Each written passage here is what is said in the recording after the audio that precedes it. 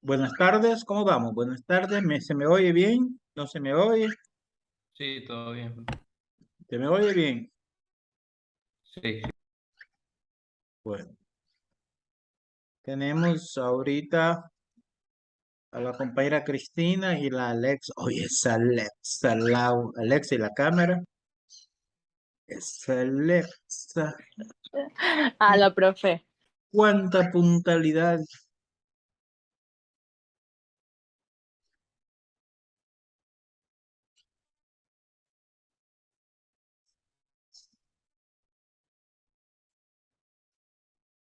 Oye, esa niña que acaba de conectarse, ponga tu nombre, chiquita. Esa es Galaxy S9. ¿Quién es Galaxy S9? Soy yo, lo siento, no lo puse. Ponga, para eso es importante para la asistencia. ¿Quiénes faltan de esta clase? Todo. Son como 8 ustedes, ¿verdad? Yo creo que sí, por ahí. Bueno, vamos a comenzar con un nuevo tema, ¿verdad?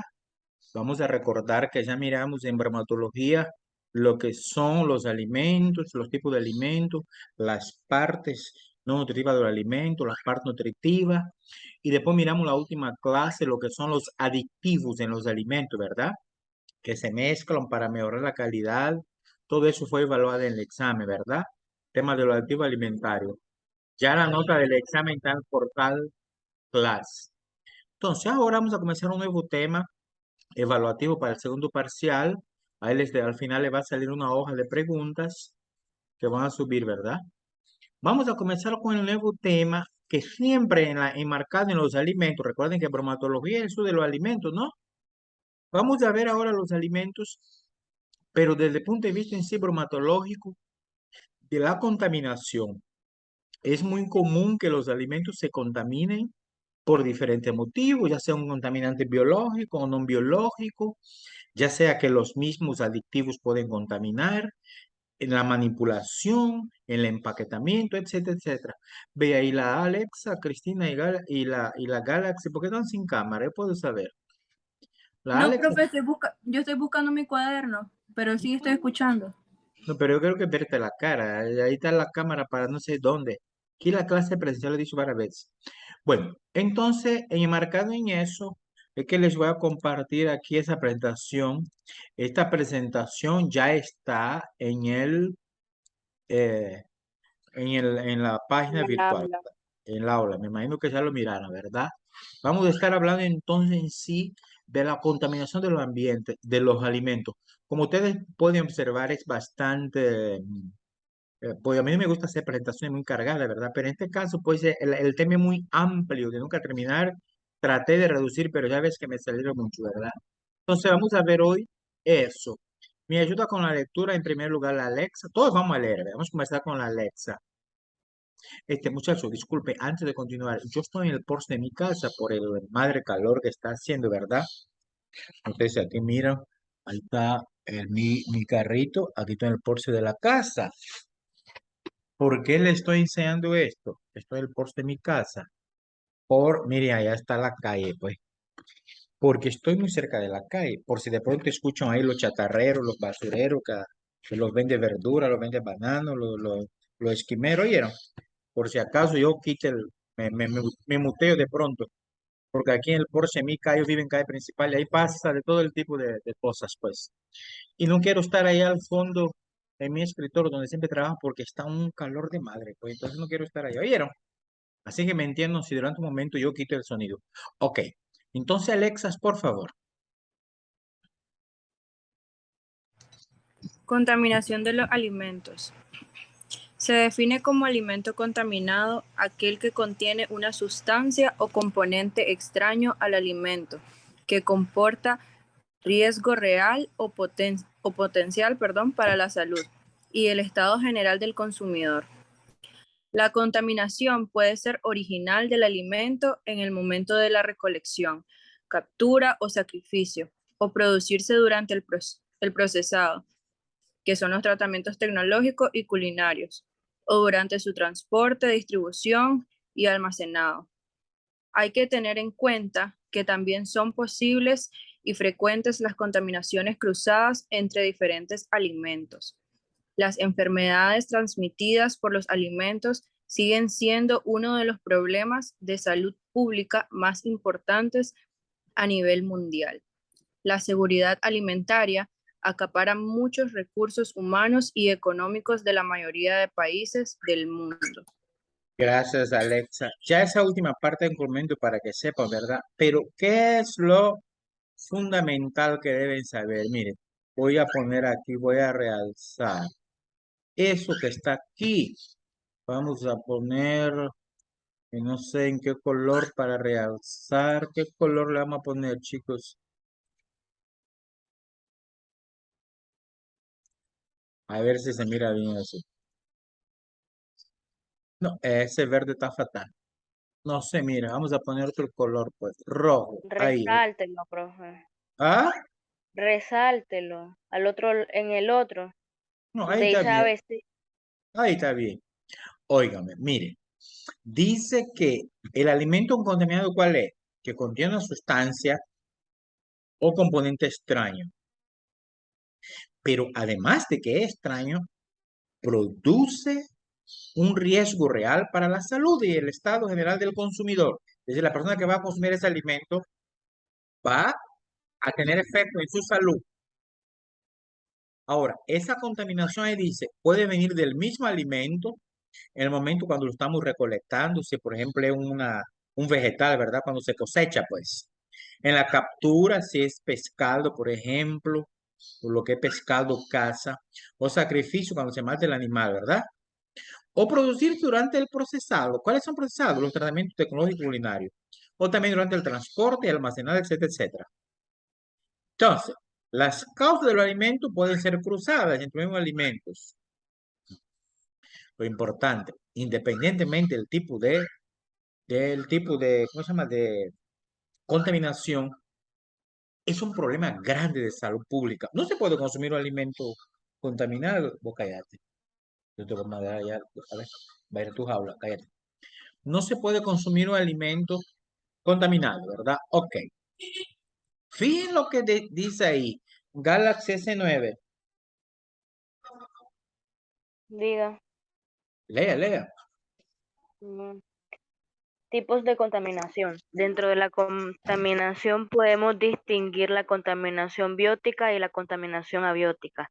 La contaminación biótica está producida por organismos vivos, microorganismos, insectos o sustancias procedentes de organismos vivos, como por ejemplo toxinas, bacterianas.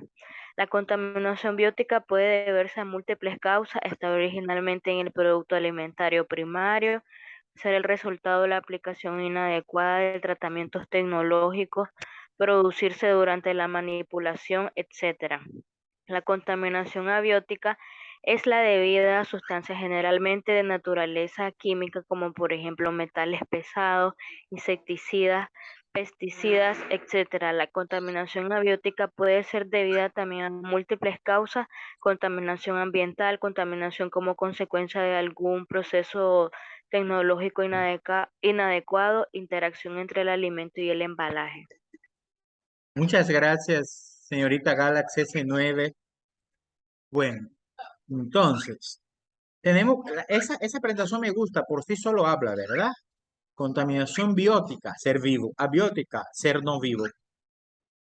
La biótica ahí dice, organismos vivos, insectos, microorganismos. Por ejemplo, los insectos, las moscas son buenos contaminantes, ¿verdad? Los microorganismos, bacterias, fundamentalmente bacterias.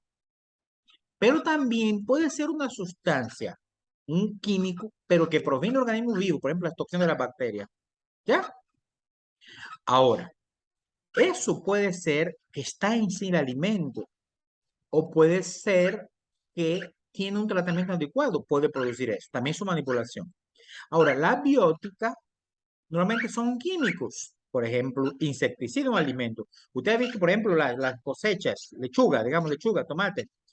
Cuando se está la planta en la florescencia, se echa algún insecticida para contrarrestar el efecto de las plagas. Eso puede ir a parar en el tomate y la lechuga, usted lo consume, ¿verdad? También puede ser contaminación ambiental, etcétera, etcétera. Muy bien, muy bien. Vamos con la contaminación biótica. Aquí quiero que me ayude con la lectura el compañero Wesley, pues. ¿Me escucha? Sí, sí, te escuchamos bien. Bueno, en la contaminación biótica depende de factores intrínsecos y extrínsecos. A ver, a Factores ver, a ver, a intrínsecos. ver, a ver, a ver, a ver. Se pronuncia acento en la I. Intrínsecos y extrínsecos. ¿Estamos? Sí, sí. Va pues. Entonces, como el primero, factores intrínsecos son debidos a las características propias del alimento como su estructura biológica, pH en el alimento, Ese oxígeno y agua en el alimento, agua. agua en el Espérate, alimento, espérate, oxígeno. vamos a componer eso aquí. No sé por qué me salió así. Discúlpame, discúlpame, discúlpame. Ok. Ujú. pH, agua en el alimento, oxígeno y potencial redox, contenido y variedad de nutrientes, presencia o ausencia de antimicrobianos naturales o adicionados, etcétera. En el 2 tenemos factores extrínsecos. Extrínsecos, extrínsecos. Extrínsecos. Están relacionados con el ambiente y el entorno que rodea al alimento como temperatura, humedad relativa, composición de atmósfera que rodea el alimento, presencia de microorganismos, luz, concentración de oxígeno, etc. Ok, es decir, que los factores de la contaminación biótica, a ver, estamos hablando de contaminación biótica que es producida por seres vivos, puede ser intrínsecos. ¿Qué cosa es intrínseco? Propio del alimento, está dentro del alimento, y extrínseco afuera, intrínseco adentro, extrínseco afuera. ¿Cuáles son los factores intrínsecos del alimento? Bueno, la estructura biológica del alimento, el pH, recuerden, potencial de hidrógeno, ese ácido básico neutro, cuánta agua tiene ese alimento, el oxígeno, potencial redox, etc. Ok, también los nutrientes. Los factores extrínsecos son de afuera y dice, están relacionados con el ambiente y el entorno en que rodea el ambiente, ¿verdad? Ustedes saben que, por ejemplo, la temperatura en que se conserva un ambiente es muy importante. Shh, espérate. La temperatura que se conserva en un ambiente es muy importante, ¿verdad? También la presencia del microorganismo, la luz, etcétera, etcétera. Ustedes, muchachos, han oído los súperes, han oído un súper. ¿Se han fijado las luces que tiene el súper? Son luces especiales para atraer insectos y también algunas para la humedad, que no esté muy húmedo, etcétera, etcétera. Es decir, tiene diferentes. Y Que les estén concentra, frescos. correcto. Y la concentración de oxígeno, que haya suficiente oxígeno, porque mucho oxígeno puede pudrir el alimento y poco oxígeno también, ¿verdad? Ok. Factores intrínsecos. Aquí quiero que me ayude con la lectura. Creo que me va a ayudar la Cristina Ruiz. Cristinita, porfis.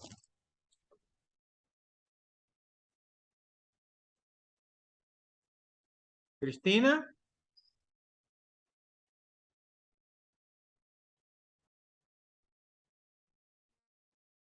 No, no me oye la Cristina, ¿no? Sí, sí. Parece que tiene mal internet, sí, porque se pega.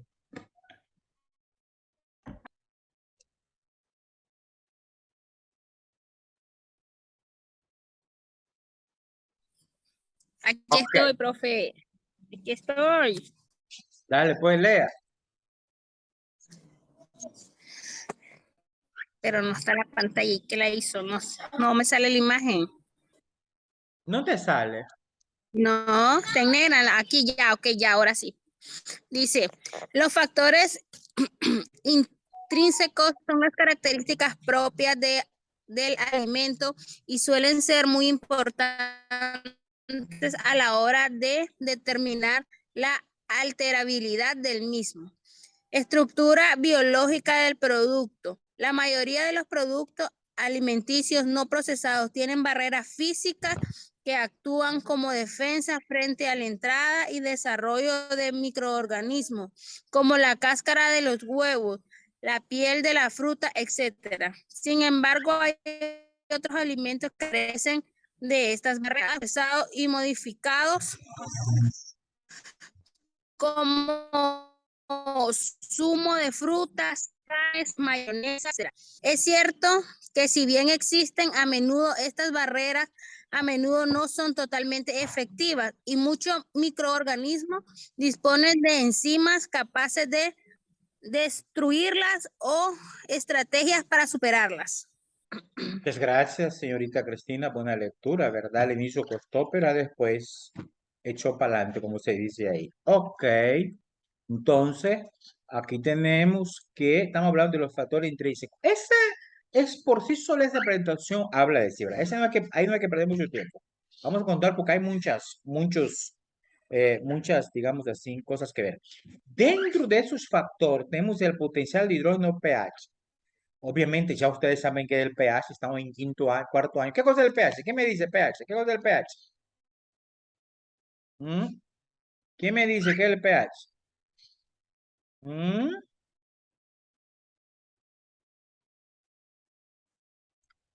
¿Quién me dice qué cosa es el pH? ¿Mm?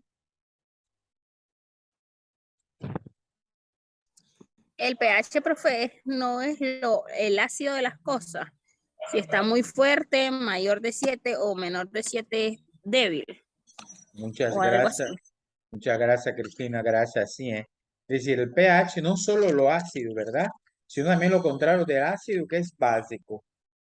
Entonces, si el pH es una escala para determinar cuán ácida o básica es una sustancia, lo ácido y lo básico son contrarios. Entonces, de 0 a 6.9 ácido, de 7.1 a 14 es básico, el 7 neutro, ¿ya? Entonces, cuando el pH de un alimento se altera, puede alterar la calidad del alimento y contaminarse, ¿verdad? Ok, por ejemplo, ahí dice, a ver, deme la patita. Por ejemplo, que todos los procesos, incluyendo el crecimiento microbiano, deben tener un pH. Dice otras palabras, que para que un alimento pueda estar en buenas condiciones, es importante su pH. Si él tiene que estar en un pH ácido, no se puede poner un pH básico que lo va a alterar. Y lo contrario, ¿verdad? Entonces, en algunos casos se puede acidular o hacerlo básico. Se adiciona el pH. Y aquí está mire este cuadro, qué bonito que está. Dice, cuando los alimentos son hongos, levaduras, bacterias gran positiva y gran negativa, ¿qué pasa? Son más resistentes al pH ácido. Esa flecha para allá, ¿qué significa? Que el pH es bajo, más resistente al pH. Es decir, ¿quién resiste al pH? Lo que son alimentos que tienen que ver con los hongos, levaduras y las bacterias gran positiva y gran negativa. Pero tienen más necesidad de oxígeno. Correcto. Ejemplos. Eso es muy importante, esos ejemplos.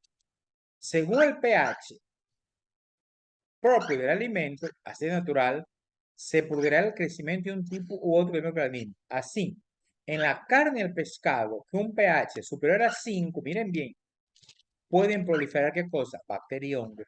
Es decir, que la carne debe ser conservada en un pH menor a 5.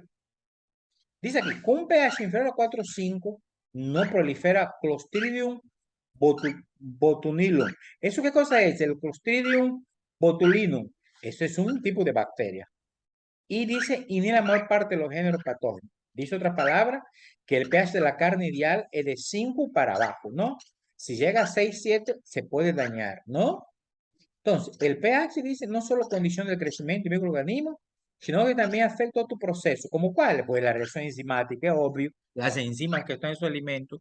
También puede afectar la cantidad de nutrientes y la permeabilidad de las membranas. ¿Qué quiere decir con eso? Que un alimento a lo mejor, él está bueno, no está contaminado, no. Pero al no estar bien, digamos, un pH óptimo, lo que usted va a comer es bagazo. Dicho en otras palabras, los nutrientes ya se fueron de ahí. No hay nutrientes en ese alimento.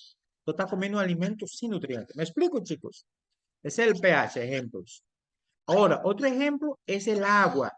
El agua es súper importante en los alimentos. La actividad del agua, eso que está aquí, AW significa activity water, es decir, la actividad del agua. Estamos entrando en inglés. AW, activity water. Es una medida del agua disponible en el alimento. para que se produzca proliferación de microorganismos, reacción enzimática y no enzimática. Cada tipo de microorganismo necesita un valor mínimo de actividad del agua para proliferarse. Si gusta, indica la tabla. Miren esa tabla, miren. Por ejemplo, lo que son bacterias.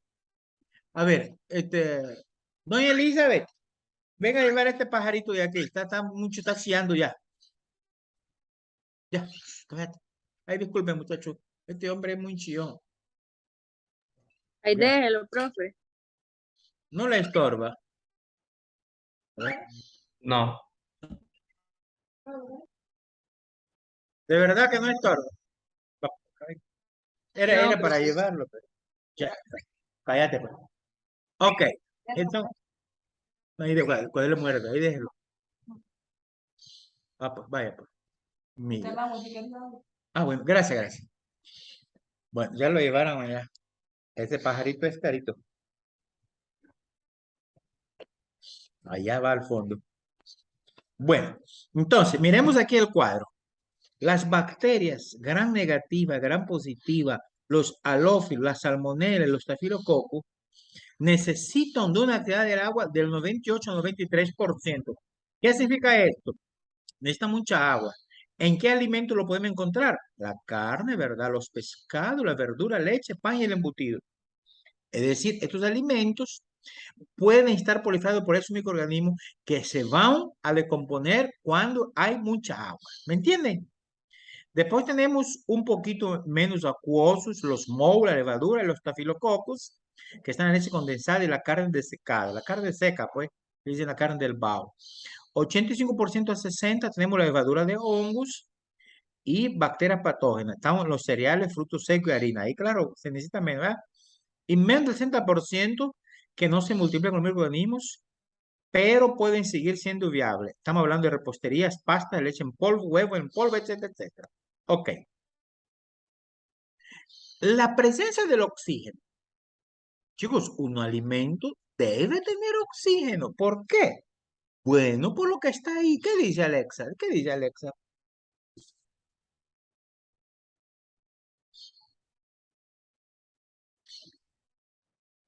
Dice oxígeno y potencial redox. Los microorganismos pueden presentar diferentes necesidades de oxígeno. En general, las necesidades de oxígeno son mayores en los hongos y menores en las bacterias. Los microorganismos se pueden clasificar según su relación con el oxígeno en aerobios estrictos, solo crecen en presencia de oxígeno como hongos, pseudomonas, Micrococcus bacillus. Aerobios facultativos. Estos microorganismos pueden crecer tanto en presencia como en ausencia de oxígeno. Son ejemplos las levaduras y no sé qué dice ahí. Anaerobios estrictos solo crecen en ausencia de oxígeno. Destacan especies como Clostridium, Bacteroides y profe, qué nombres más feos. Propionibacterium. Nada que feo, eso ustedes están en cuarto, ya está la microbiología, parasitología, todo eso miraron, química. Ok, estamos hablando del oxígeno y el potencial redox. El potencial redox tiene que ver con reducción de oxidación, la reacción de redox, famoso. Yo le di eso en segundo año. Entonces, los microorganismos pueden presentar diferentes estados de oxígeno, ¿verdad? ¿Quién necesita más? Los hongos, la bacteria menos.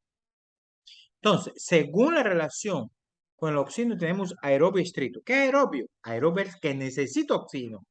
Anaerobio no necesita. Entonces dice, aerobio estricto solo crece en el oxígeno. ¿Quiénes son? Los hongos, pseudomonas, micrococcus y bacillus. Esos microorganismos, si no hay oxígeno, no crecen. Por ejemplo, si hay un alimento que tiene, qué sé yo, un micrococcus, pero está en un medio que no hay oxígeno, ese microorganismo no se va a poder desarrollar ahí porque no hay oxígeno. ¿Estamos entendiendo? Los aerobios facultativos, a ellos pueden estar en presencia o ausencia de oxígeno, es decir, poco oxígeno, pues, la levadura, los estafilococos. Y los anaerobios estrictos, ellos, la ausencia de oxígeno es bueno para ellos, es decir, ellos se producen cuando no hay oxígeno, el oxígeno los mata. Ahí tenemos la especie como el Clostridium bacteroides y el Propionibacterium. dice la Alexa, qué nombre más raro. Claro, esos hombres son raros, sobre todo si uno llega a la clase por allá, va a ver que esos hombres son rápido. Si uno llega todos los sábados, va a entender rápido. ¿Verdad, Alexa? Te quiero mucho. Ok, ahora vamos con las intoxicaciones y toxinfecciones alimentarias. Se llaman tía. No es la tía hermana del papo de la mame, ¿eh? Tía de iniciales. ¿Qué significa tía? Intoxicaciones y toxinfecciones alimentarias. Eso porque es inicial. ¿Se acuerdan que en la clase pasada, en la contaminación del ambiente, ahí le di la IDA, IDA? Y eso porque ustedes en la prueba, algunos me contestaron. Entonces, ¿qué dice ahí, compañera Galaxy S, Galaxy S9? Está bueno ese nombre, vos, Galaxy S9. Compañera Galaxy, ¿qué dice?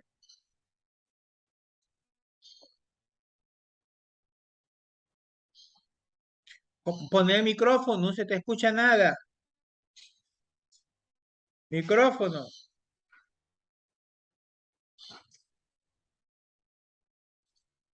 ¿No? ¿No? Pero bueno, es Ahora, la ahora sí. combinación de dos fenómenos, una intoxicación y una infección. En la intoxicación alimentaria es el proceso patológico, es el resultado de la presencia en el alimento de toxinas o toxinas frecuentemente de origen microbiano. En la infección, el proceso patológico está causado por la presencia de microorganismos en el alimento. Estamos viendo, gracias, gracias. Estamos viendo la diferencia, muchachos. Una cosa es intoxicación y la otra cosa es la infección. La intoxicación, ¿quién lo causa? Es una toxina, ¿no? Mientras que la infección, ¿quién lo causa? Un microorganismo. Por ejemplo, usted va en la fritanga, allá por la esquina de su casa, y te compra un gallo pinto. Ese gallo pinto a lo mejor fue hecho el día anterior y ahí hay microorganismos. Entonces, ahí hay un microorganismo, lo que usted tiene es una infección. ¿Por qué? Porque esa infección es un microorganismo que está en una bacteria, qué sé yo, ¿no? Ahora, usted va al súper y compra una carne procesada. Esa carne le echaron demasiado, qué sé yo, acetato de sodio o cualquier preservante. Y Pero usted eso llega es en que su no, casa y se va en diarrea. Eso es lo que usted tiene, una intoxicación. ¿Por qué? Porque lo que provoca eso es un químico, que es una toxina. ¿Están entendiendo la diferencia, muchachos? ¿Mm? Entonces, aquí está ese cuadro. Miren ese cuadro, ¿qué dice? Los microorganismos producen infección, las toxinas, intoxicación. Y ambas producen toxinfección. ¿Estamos claros, chicos? ¿Estamos claros, muchachos? Sí, Sí, sí. profe. Sí, profe. Si yo le pregunto qué diferencia hay entre intoxicación e infección, ¿qué me va a decir? Una persona que me contesta, ¿qué me va a decir? Que unas son producidas por microorganismos y las otras por toxinas. Pero una cual, Cristina, una cual, una. la La infección por infección Ah, microorganismos. bueno, es ok. y las toxinas son por Ah, intoxicación. bueno, ahí sin perder una, otra, ok. Pucha, me estaba pisando el tiempo, faltan 10 minutos. Ok, continuamos, continuamos. Ese tema me gusta. Después tenemos las guías de origen microbiano. Siempre hablamos de lo mismo. Aquí yo quiero que me ayude con la lectura el señorito Wesley Gómez, por favor. Déjeme ser pequeño. ¿Perdón? Es que tengo la cámara grande, pero ahora sí. Intoxicaciones y toxinfecciones alimentarias TIA de origen microbiano. Las TIA son patologías altamente extendidas que afectan a un 5 a 10% de la población mundial, según la OMS. Oíme, bastante, bastante, ¿verdad? 5 a 10% de la población mundial. Estamos hablando de miles de millones de personas, o sea que es muy común. Siga. Los principales grupos de riesgo de la TIA son los niños, ancianos, personas inmunodeprimidas, enfermos de SIDA, pacientes oncogénicos, enfermos crónicos en las cuales las TIAs pueden resultar fatales. Estamos claros, es el grupo de riesgo donde más puede dar, que son las personas mayores, los niños, porque tienen sistema inmunológico reducido, y las personas inmunodeprimidas, como los pacientes de SIDA, de cáncer, etcétera. Entonces ahí puede ser fatal. ¿Qué significa? Pues puede conllevar una muerte. Siga. La repercusión de esta patología es sobre todo económica. Es un problema de salud público porque aumenta el gasto público, conlleva un incremento de absentismo laboral y afecta en gran medida al sector industrial y de servicio. Su virulencia depende tanto del microorganismo causal como del estado del huésped. O sea que la En la, virulencia, discúlpame, la virulencia, la forma como se va a manifestar esa tía, esa intoxicación, la forma como ella se va a presentar, a manifestar, va a depender de dos factores. Primero, el microorganismo que causó, es una bacteria, y lo segundo, el estado del huésped, de la persona, es decir, si es una persona saludable, si es mayor, etcétera, etcétera. Ajá. En las tías, la dosis infectiva mínima capaz de producir patología es muy variable, dependiendo de las características del huésped. Encontramos DIM elevada o bajas. La mayoría de las tías se manifiestan como trastornos gastrointestinales agudos con o sin fiebre. Suelen tener periodos de incubación cortos. La evolución es variable y las consecuencias no suelen ser graves, excepto en grupos de riesgo. No suelen causar mortalidad, pero son causa de una elevada morbilidad y de pérdidas económicas importantes. Claro, gracias, güey. Le afecta mucho la economía. Bien, aquí tenemos que ver que esas tías son, digamos así, un problema de salud que además, ¿qué toqué yo? Que además, este, afectan, ¿verdad? Lo que es la economía mundial. Bueno,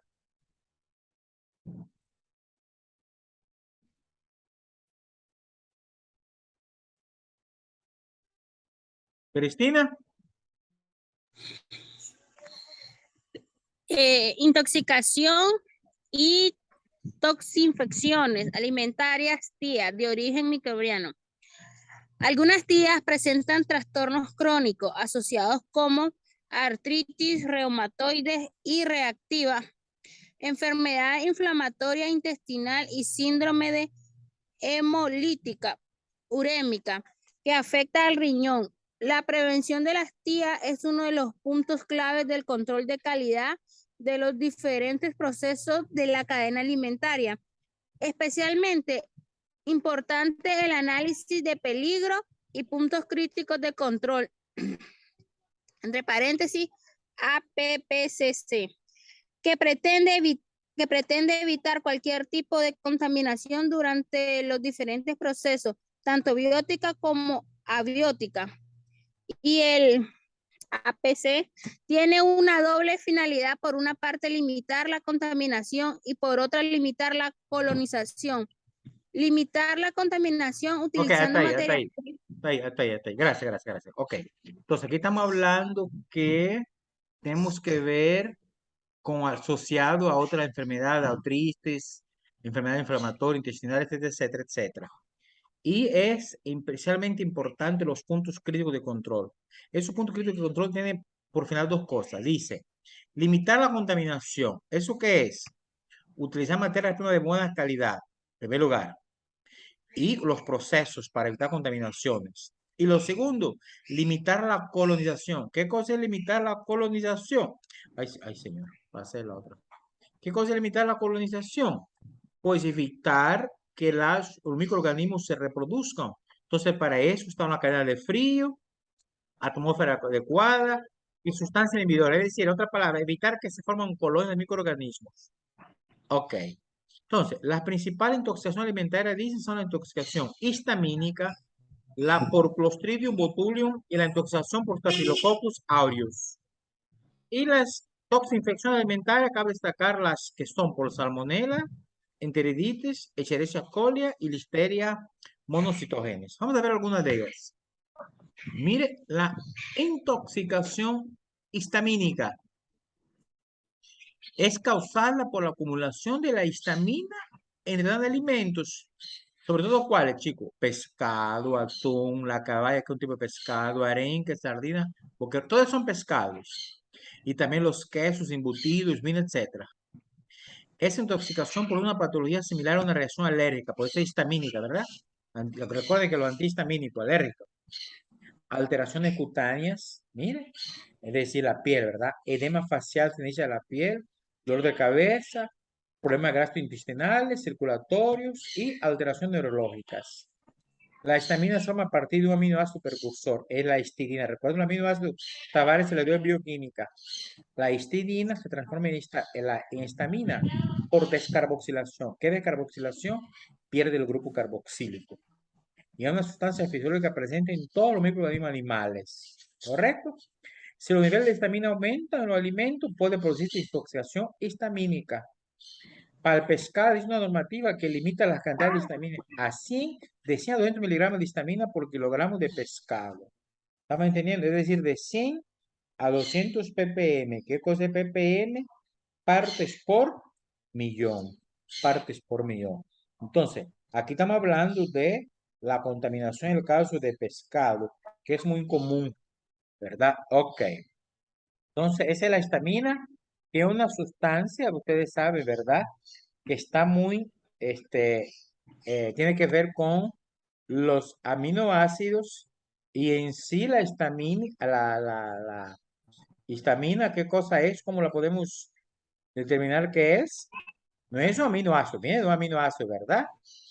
Que es un dilatador de los vasos sanguíneos, recuerde, y de la musculatura. Ok, puede provocar su contracción. Por esa gente que tiene infección histamínica no puede respirar porque se cierran, ¿verdad? Ok, la vía respiratoria se cierra. Después tenemos la salmonela. Bueno, esa presentación ustedes van a leer. Voy rápido. Salmonela. Después que la tenemos, siempre la salmonela, la Escherichia coli, y ahí terminó. Ok, eso porque falta poco tiempo. Ahí, esa presentación está, ustedes van a ver ahí en la página. Lo descargan, van a leer. Entonces, en un minuto, voy a subir un documento de Word que tiene un montón de preguntas, una de verdadero o falso, otra de análisis sobre ese tema. Para poder contestar, tiene que ver la grabación esta y después lo que es descargar la presentación. ¿Estamos claros? Bueno, que lamentablemente que solo se conectaron 4 personas, ustedes son 8, faltaron 4. Qué montón de gente faltando. Bueno, dejen enviar los trabajos que la próxima semana nos vamos a ver presencial, 1 de la tarde a la universidad. ¿Preguntas, dudas, enojos? Habla ahora o cállese para siempre. No, profe, todo claro. Esa Alexa, qué nivel. Cuando sea grande quiero ser así.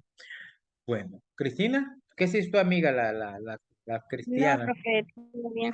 Ah, no sé, no le escribí. ¿Y la otra? La Maciel ahí está, que es la Galaxy S9. No, ella no es Marcelo. Ay, Cristina. Ella se llama Galaxy S9.